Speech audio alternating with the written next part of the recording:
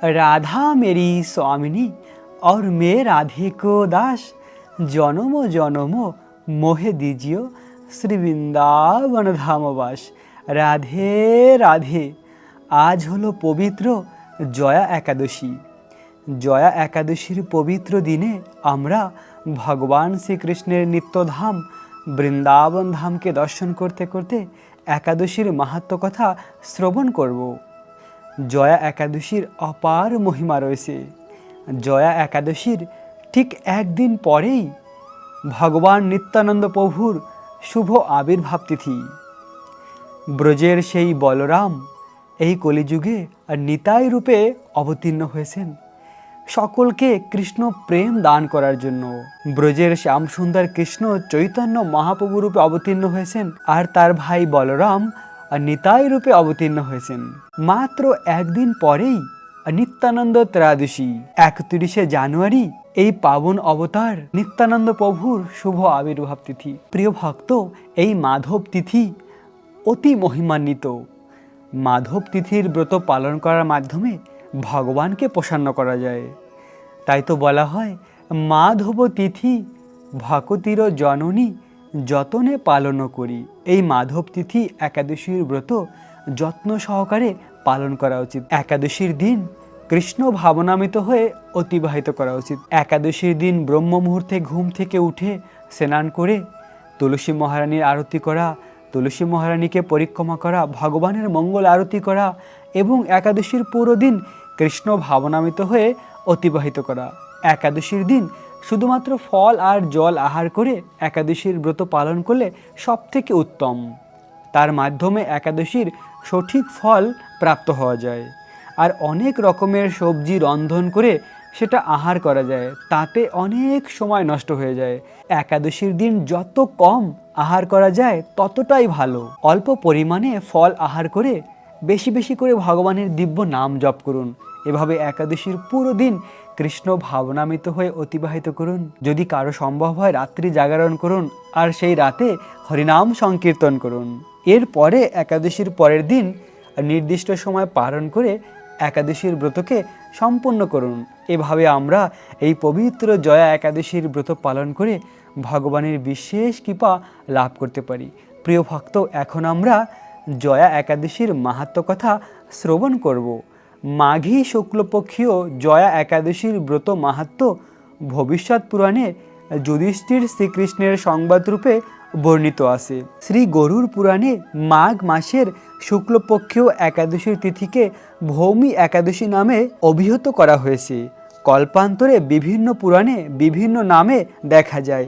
পদ্ম পুরাণ অনুসারে জ্যৈষ্ঠ মাসের শুক্লপক্ষীয় একাদশীর নামেই পাণ্ডুবা নির্জলা বা ভীমসেনী একাদশী। জ্যৈষ্ঠ মাসের যে পাণ্ডুবা নির্জলা একাদশী রয়েছে, ওই একাদশী আর আজকের এই ভৌমি একাদশী আলাদা, যেটি পুরাণে বর্ণিত রয়েছে। পদ্ম পুরাণ অনুসারে জ্যৈষ্ঠ মাসের শুক্লপক্ষীয় যে একাদশীর তিথি, ওই একাদশীর তিথি হলো পাণ্ডুবা নির্জলা বা ভীমসেনী একাদশী। আর আজকের এই যে একাদশী, এই একাদশীকে বলা হয় ভৌমি একাদশী বা জয়া একাদশী। জয়া একাদশীর মাহাত্ম্য। যুধিষ্ঠির মহারাজ বললেন, হে কৃষ্ণ, আপনি কৃপা করে মাঘ মাসের শুক্লপক্ষের একাদশীর সবিশেষ বর্ণনা করুন। ভগবান শ্রীকৃষ্ণ বললেন, হে মহারাজ, মাঘ মাসের শুক্লপক্ষের একাদশী জয়া নামে প্রসিদ্ধ। এই তিথি সর্বপাপ বিনাশিনী, সর্বশ্রেষ্ঠা, পবিত্রা, সর্বকাম ও মুক্তি প্রদায়িনী। প্রেতত্ব প্রাপ্তি হয় না, অর্থাৎ পেত জুনি কখনো প্রাপ্ত হয় না এই ব্রত পালন করলে। এই একাদশীর নির্মরূপ উপাখ্যান শোনা যায়। এক সময় স্বর্গের রাজা দেবরাজ ইন্দ্র রাজত্ব করছিলেন। সেখানে অন্য দেবতারাও বেশ সুখেই ছিলেন। তারা পারিজাত পুষ্প শোভিত নন্দন কাননে অপ্সরাদের সাথে বিহার করতেন। একদিন 50 কোটি অপ্সরার নায়ক দেবরাজ ইন্দ্র স্বেচ্ছায় আনন্দ ভরে তাদের নৃত্য করতে বললেন। নৃত্যের সাথে সাথে গন্ধর্বেরা গান করতে লাগলেন। পুষ্পদত্ত, চিত্রসেন প্রভৃত প্রধান গন্ধর্বেরাও সেখানে উপস্থিত ছিলেন। চিত্রসেনের পত্নীর নাম মালিনী আর পুষ্পবন্তী নামে তাঁদের এক কন্যা ছিল। পুষ্পদত্তের পুত্রের নাম মাল্যবন। ওই মাল্যবন পুষ্পবন্তীর রূপে মুগ্ধ হয়েছিল। অর্থাৎ স্বর্গে দুজন প্রধান গন্ধর্ব রয়েছে, আর ওই দুজন গন্ধর্বের নাম হলো পুষ্পদত্ত আর চিত্রসেন। আর ওই চিত্রসেনের এক সুন্দরী কন্যা ছিল, আর ওই কন্যার নাম হলো পুষ্পবন্তী। আর এদিকে পুষ্পদত্তের এক পুত্র ছিল, আর ওই পুত্রের নাম হলো মাল্যবন। আর এক সময় দেবরাজ ইন্দ্রের সভায় তারা দুজনেই নৃত্য করেছিলেন। তো ঘটনাক্রমে এরকম হয়েছিল, ওই মাল্যবন পুষ্পবন্তীর রূপে মুগ্ধ হয়েছিল। পুষ্পবন্তীও পুনর্পুনর কটাক্ষর দ্বারা মাল্যবনকে বশীভূত করেছিল। দেবরাজ ইন্দ্রের প্রীতিবিধানের জন্য তারা দুজনেই সেই নৃত্যগীতে সেই সভায় যোগদান করেছিল, কিন্তু একে অপরের প্রতি আকৃষ্ট থাকায় উভয়েরই চিত্ত বিভ্রান্ত হয়েছিল। সেখানে তারা পরস্পর কেবল দৃষ্টিবদ্ধ অবস্থায় দাঁড়িয়ে থাকলো, ফলে গানের ক্রম বিপর্যয় ঘটল। তাদের এই রকম তাল মান ভঙ্গমান দেখে তারা যে পরস্পরে কামাসক্ত হয়েছে, দেবরাজ ইন্দ্র তা বুঝতে পারলেন। তখন ক্রোধবশে তিনি তাদের অভিশাপ দিলেন, হে রে মূঢ়, তোমরা আমার আজ্ঞা অলঙ্ঘন করেছ, তোমাদের ধিক, এখনই তোমরা পিচার্জনী লাভ করে মর্তলোকে নিজে দুষ্কর্মের ফল ভোগ করো। দেবরাজ ইন্দ্রের অভিশাপে তারা দুজনেই দুঃখিত মনে হিমালয় পর্বতে বিচরণ করছিল। পিচাসত্ব প্রাপ্ত হয়ে তারা অত্যন্ত দুঃখ কষ্ট ভোগ করতে লাগলো। হিমালয়ে প্রচণ্ড শীতে কাতর হয়ে নিজেদের পূর্ব পরিচয় বিস্মৃত হলো। এইভাবে অতি কষ্টে সেখানে দিন যাপন করতে লাগলো। একদিন সেই পিচাস নিজ পত্নী পিচাসিনীকে বলল, সামান্য মাত্র পাপ করিনি, অথচ নরক যন্ত্রণার মতন পিচাসত্ব প্রাপ্ত হয়েছি, অতএব এখন থেকে আর কখনো পাপ কর্ম করব না। এইভাবে চিন্তা করে তারা সেই পর্বতে মৃতপ্রায় বাস করতে লাগলো। মাল্যবন ও পুষ্পবন্তী পূর্ব কোনো পুণ্যবশত সেই সময় মাঘী শুক্লপক্ষীয় জয়া একাদশীর তিথি উপস্থিত হলো।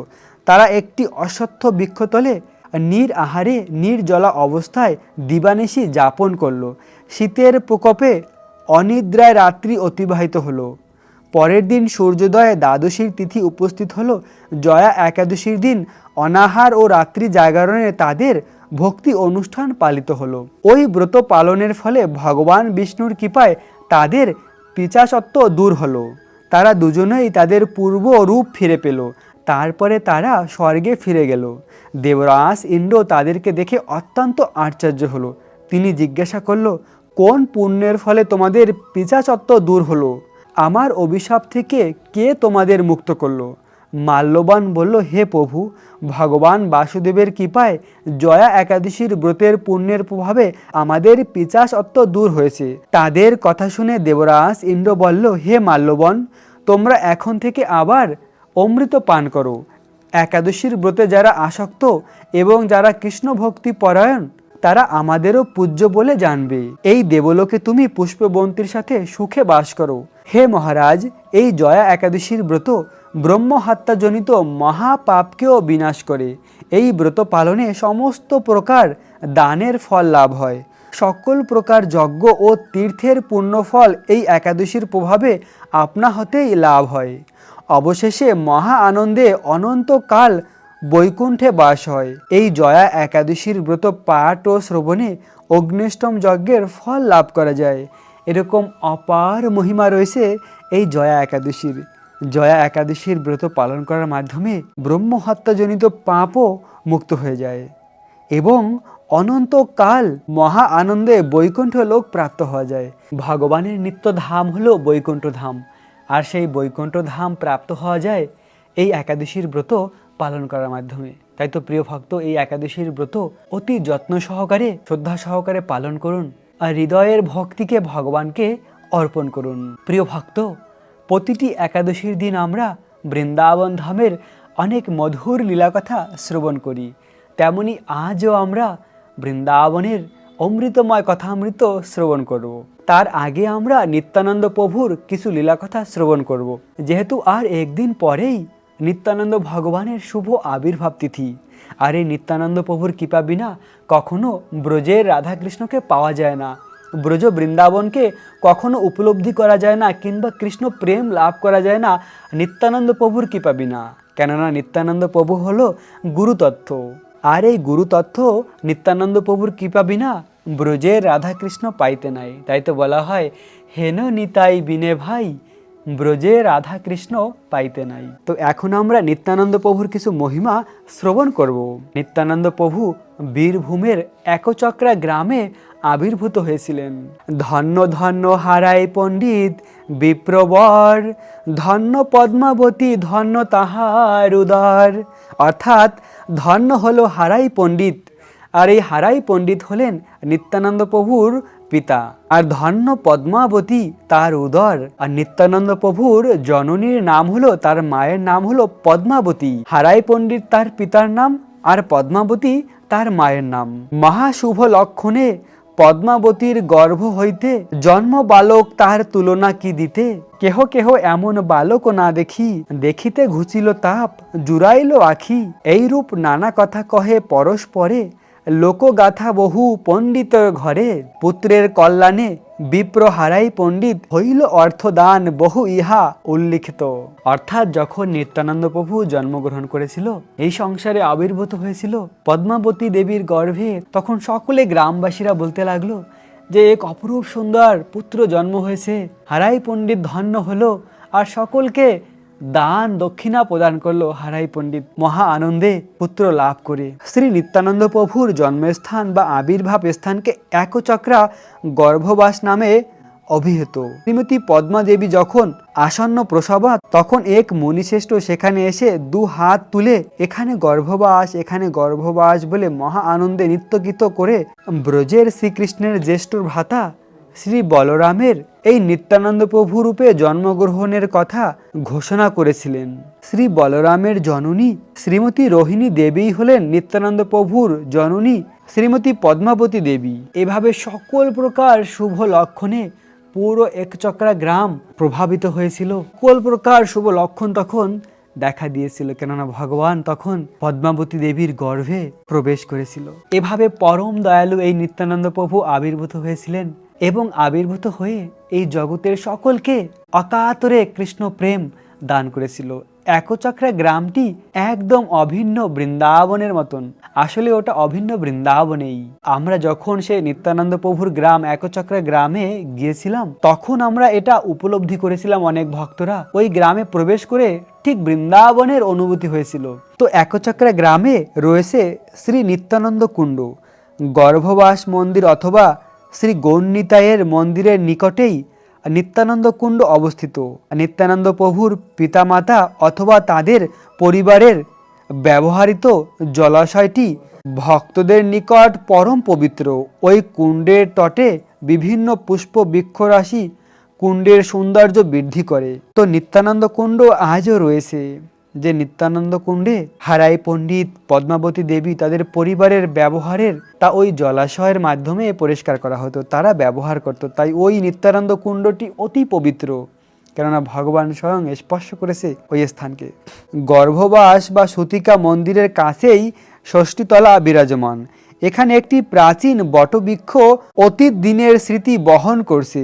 শ্রী নিত্যানন্দ প্রভুর জন্মের 6 দিন পরে ওই বৃক্ষতলে সতিকা ষষ্ঠী পূজা হয়েছিল। গ্রামবাসীরা বর্তমানেও এখানে ষষ্ঠী পূজার অনুষ্ঠান করে থাকে। বৃক্ষটির নিচে সুন্দর একটি বেদি বিদ্যমান আছে, আর সেই ষষ্ঠীতলার নিকটেই হারাই পণ্ডিতের গৃহ বিরাজমান। অর্থাৎ নিত্যানন্দ প্রভুর সে অপ্রাকৃত যে ঘর, এই ষষ্ঠীতলার পাশেই রয়েছে হারাই পণ্ডিতের ঘর। এরপরে রয়েছে বিশ্বরূপতলা, অর্থাৎ চৈতন্য মহাপ্রভুর বড় ভাই বিশ্বরূপ একসময় এই একচক্রা গ্রামে এসেছিলেন এবং তিনি একটি স্থানে বিশ্রাম করেছিলেন। আর সেই প্রাচীন অশ্বত্থ বৃক্ষতলা এখনো রয়েছে। এবং তারপরে রয়েছে নিত্যানন্দ প্রভুর জন্মস্থানের বর্তমান মূল মন্দির।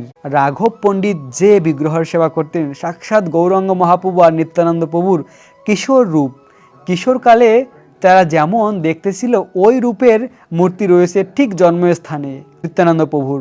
শ্রী গৌরাঙ্গ মহাপ্রভু এখানে বিরাজমান করছেন এবং আরও আছে শ্রী রাধা কৃষ্ণের যুগল বিগ্রহ। ডান দিকে আছে শ্রী অদ্বৈত প্রভু এবং আরও সেখানে বিরাজমান রয়েছে শ্রী জগন্নাথ, বলদেব এবং সুভদ্রা মহারানীর বিগ্রহ। সুন্দর এই মন্দিরে বিগ্রহরা অবস্থান করে নিত্যানন্দ প্রভুর ঠিক জন্মস্থানে। এরপরে প্রিয় ভক্ত রয়েছে চন্দন সরোবর। এখানে নিত্যানন্দ প্রভু শ্রী চন্দন যাত্রা লীলা প্রকাশ করেন এবং বাল্যগণের সঙ্গে জল বিহার করতেন। এই চন্দন যাত্রার লীলা প্রকাশিত করে তার সখারা বন্ধুরা মিলে আনন্দ লাভ করেছিল। এবং তারপরে রয়েছে পদ্মা পুষ্করণী, অর্থাৎ শ্রী নিত্যানন্দ প্রভুর মাতা শ্রীমতী পদ্মাবতী দেবী রাজা মুকুট নারায়ণ রায়ের তদীয় কন্যা শ্রীমতী পদ্মাবতী দেবীকে হারাই পণ্ডিতের সাথে বিবাহ দেয়। বিবাহের পরে রাজা ওই সরোবরটি খনন করে জামাতাকে যৌতুক দেন। শ্রী নিত্যানন্দ প্রভুর জন্মের 21 দিন পরে শ্রীমতী পদ্মাবতী দেবী ওই পুকুরে স্নান করেছিলেন এবং পরে ওই পুকুরে নিত্যানন্দ প্রভু স্নান করেন এবং জল বিহার করেন। এই পদ্মাবতী পুষ্করণীকে মহাতীর্থ বলা হয়। এখন অবস্থিত ওই স্থানে একটি ইস্কন মন্দির রয়েছে। ইস্কন মন্দিরের ঠিক পাশেই রয়েছে এই পদ্মাবতী পুষ্করণী এবং তারপরে রয়েছে সিদ্ধ বকুল বা নারী পোড়া। নিত্যানন্দ প্রভুর আবির্ভাবের অবশেষে এখানে একটি বকুল বৃক্ষতলে যে সকল নারীঘুড়ি যা কিছু অবশিষ্ট থাকে জন্মের পরে সেটা একটি স্থানে মাটিতে রাখা হয়। একটি বকুল বৃক্ষতলে পুঁতে রাখা হয়েছিল, তাই একে নারী পোড়া বলা হয়। এই বকুল বৃক্ষে উঠে নিত্যানন্দ প্রভুর সঙ্গী বালকদের নিয়ে খেলা করতেন। তার শ্রীচরণ স্পর্শ, এভাবে নিত্যানন্দ প্রভু তার সখাদের নিয়ে ওই বৃক্ষের আশেপাশে অনেক খেলাধুলা আনন্দ করেছেন। কিন্তু বর্তমানে ওই বৃক্ষটি এখন আর নেই, সেটা অন্তরিত হয়েছে। শ্রী শ্রী রাধাকান্ত দেবের শ্রী মন্দিরে বিরাজমান ছিল পার্শ্ববর্তী কুণ্ডটিলাকে শিলাকুণ্ড বলে। ওখানে নিত্যানন্দ প্রভু গজেন্দ্র মোক্ষ লীলা করেছিল। পরে যে দুর্লভ স্থান রয়েছে ওই স্থানের নাম হলো পাণ্ডবতলা। মহাভারতের আদি পর্বে 156 অধ্যায় উল্লেখ করা আছে যে মাতা কুন্তী দেবী সহ বনবাস কালে পঞ্চ পাণ্ডব তপস্যা বেশ ধারণ করে বিভিন্ন দেশ ভ্রমণ করতে করতে এক সময় ব্যাসদেবের সাক্ষাৎ পান এবং ব্যাসদেব তাদেরকে নিয়ে একচক্রা গ্রামে আসেন এবং এক ব্রাহ্মণ বাড়িতে তাদেরকে রেখে বলেন, তোমরা 1 মাস এই স্থানে অবস্থান করো। এভাবে ভগবানের শুদ্ধ ভক্ত পঞ্চ পাণ্ডবেরা এই স্থানে এসেছিল, তাই এই স্থানের নাম পাণ্ডবতলা। তো এখন আমরা ব্রজের রাধা কৃষ্ণের মহিমা শ্রবণ করব। প্রিয় ভক্ত, প্রতিটি একাদশীর দিন আমি বৃন্দাবনের আলাদা আলাদা বিভিন্ন রাধাকৃষ্ণের মধুর লীলা কথা বর্ণনা করি। এই লীলাটির বিষয় এমন যে রাধারানী আর বিশাখা সখী, কৃষ্ণ যখন বৃন্দাবন থেকে চলে যায়, রাধারানী আর বিশাখা সখী এতটাই কৃষ্ণ বিরহে উন্মাদিনীর মতন পাগল হয়ে বৃন্দাবনের বনে বনে হা কৃষ্ণ, কোথা গেলে পাবো কৃষ্ণ, এভাবে তারা আকুলভাবে কৃষ্ণ বিরহে কান্না করেছিল। এক সময় তারা ভ্রমণ করতে করতে বৃন্দাবনের যমুনার ধারে এসে দেখতে পেল কৃষ্ণের স্মৃতি, কেননা যমুনার ধারে কৃষ্ণের অনেক লীলা রয়েছে। আর সেই যমুনাকে দেখে ওই পুরানো লীলা স্মৃতি তাদের হৃদয়ে প্রকাশিত হলো। তখন আর রাধারানী বিশাখা নিজেকে সামলাতে পারেনি, তারা বৃন্দাবনের যমুনার জলে প্রবেশ করেছে এবং যমুনায় প্রবেশ করে তারা অন্তরিত হলেন। আর ওই দেখে ললিতা আর তার প্রাণ ধারণ করে রাখতে পারলেন না। আর ললিতা সখী তখন গোবর্ধন পর্বতের উপর থেকে আর নিচে ঝাঁপ দিয়েছিল। আর সেই সময় ভগবান সূর্যদেবের প্রেরণায় জাম্ববান ওই স্থানে এসে ললিতা সখীকে ধরে ফেলে। আর নিচে পড়ার আগেই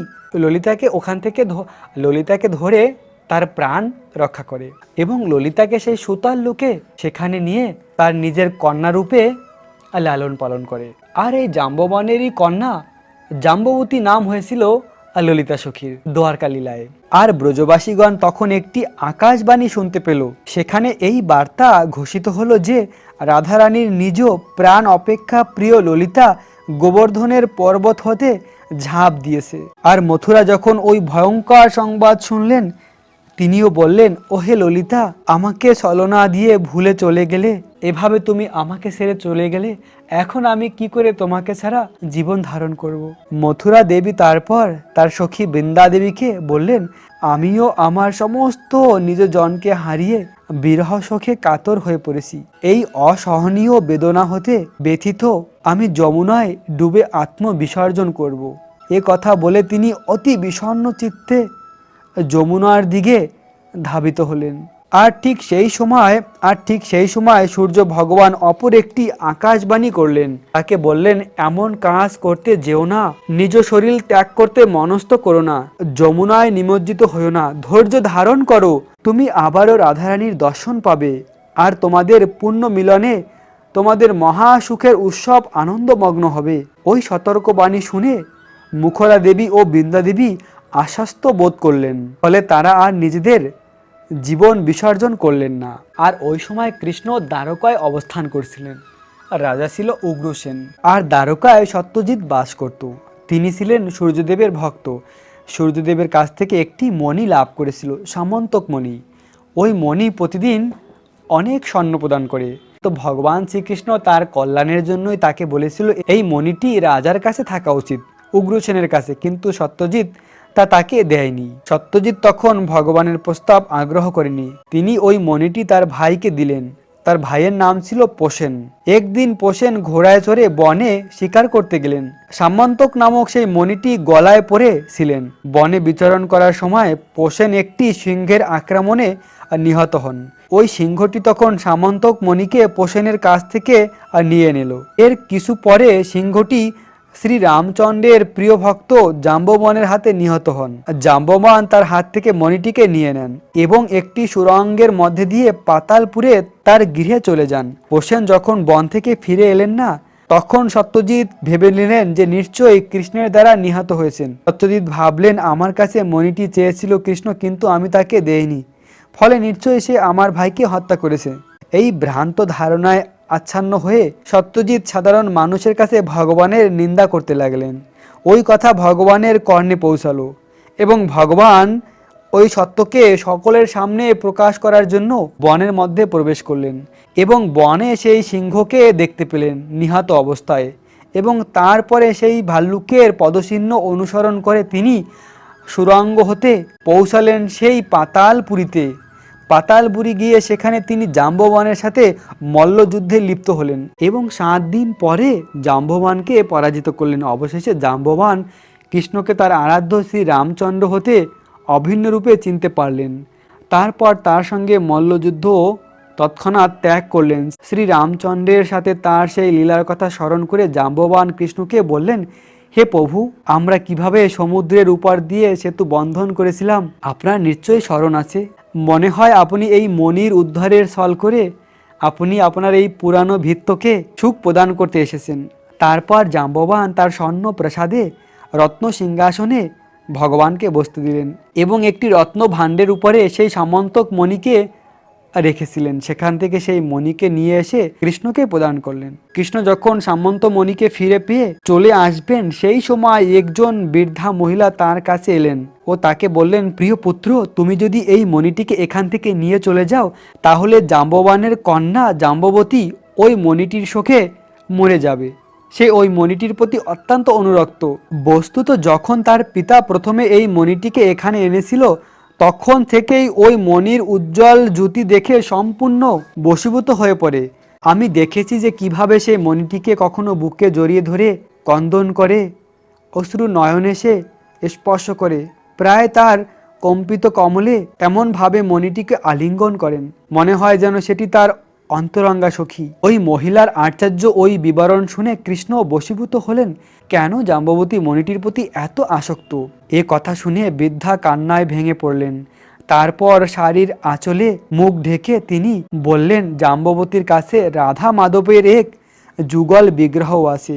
প্রতিদিন জাম্ববতী ওই মূর্তি দর্শনের সঙ্গে কথা বলে তাদের পরস্পরের প্রতি কেমন মধুর সম্পর্ক তা বর্ণনা করতে থাকে। বিগ্রহের সঙ্গে কথা বলার সময় সে অবিরল ধারায় অশ্রুপাত করতে থাকে। কৃষ্ণ এ কথা শ্রবণ করে বিস্মিত হলেন। তিনি ওই বিগ্রহের দর্শন করতে মনস্থ করলেন। তিনি তাকে বললেন, সেই বিগ্রহ দুটির মধ্যে যে শ্যাম রঙে রয়েছে, সেই শ্যাম রং ঠিক তোমার মতন। তারপর সেই বৃদ্ধা মহিলা কৃষ্ণর কাছ থেকে প্রসাদের ভিতরে চলে গেলেন। জাম্ববতীর সাথে দেখা করে তিনি তাকে বললেন, বাচ্চা, তোমার কাছে যে বিগ্রহ দুটি রয়েছে তার মধ্যে সবচেয়ে সুন্দর কৃষ্ণবর্ণ পুরুষটি একটি মানুষ রূপ ধারণ করেছে। তিনি এখন সিংহধারে উপবিষ্ট আছে। আমার সঙ্গে এসে তার সাক্ষাৎ দর্শন করো। জাম্ববতী তখন সঙ্গে সঙ্গে ছুটে এসে কৃষ্ণ দর্শন করতে চলে এলেন। তিনি একটি বৃক্ষ অন্তরালে লুকিয়ে সব কৃষ্ণকে দর্শন করলেন। কৃষ্ণকে দর্শন মাত্রই জাম্ববতী লজ্জিত হলেন। জাম্ববান, তার কন্যা জাম্ববতী আর সেই মণি দুটি ভগবানকে দান করলেন, ভগবানকে সমর্পিত করলেন। এভাবে সেই জাম্ববতী হলেন এই ব্রজের ললিতা সখী। ব্রজের এই ললিতা সখী জাম্ববতী রূপে ভগবানের সঙ্গে মিলিত হয়েছিলেন এবং অবশেষে আবার ভগবান শ্রীকৃষ্ণ সেই দ্বারকা থেকে সকলকে নিয়ে বৃন্দাবনে চলে আসে। যদিও শ্রীমদ্ ভাগবতমে এটি বর্ণনা নেই, শ্রীমদ্ ভাগবতমে দ্বারকা লীলাই সমাপ্ত, কিন্তু অন্য স্থানে এটা বর্ণিত রয়েছে। ভগবান শ্যামসুন্দর কৃষ্ণ যে বৃন্দাবন থেকে চলে যাওয়ার আগে সকলকে বলেছিল আমি আবার বৃন্দাবনে ফিরে আসব, সেই কথা ভগবান রেখেছে। ভগবান তার সকল প্রকার দায়িত্ব, সকল প্রকার কাজকে সম্পন্ন করে অবশেষে তার সেই দ্বারকাবাসীকে সঙ্গে নিয়ে ভগবান বৃন্দাবনে চলে আসে। আর বৃন্দাবনে আসার পরে কৃষ্ণের সঙ্গে রাধারানীর সঙ্গে পূর্ণ মিলন হয়, রাধারানী আবার প্রকাটিত হয় এবং সেই পূর্ণ মিলন হয়। সেই লীলা অপ্রাকৃত লীলা, এখনও বৃন্দাবনে সেই লীলা হয়। কেননা বৃন্দাবনে রাধাকৃষ্ণের লীলা নিত্য লীলা, বৃন্দাবন ধাম নিত্য, বৃন্দাবনের লীলাও নিত্য, তাই সেই লীলা এখনও বৃন্দাবনে হয়ে থাকে। প্রিয় ভক্ত, আশা করি আপনারা সকলে এই জয়া একাদশীর দিন এই লীলাকথা শ্রবণ করে ভগবানের বিশেষ কৃপা লাভ করবেন। এখন আমরা জয়া একাদশীর পরের দিন পারণের সময়সীমা জেনে নেব।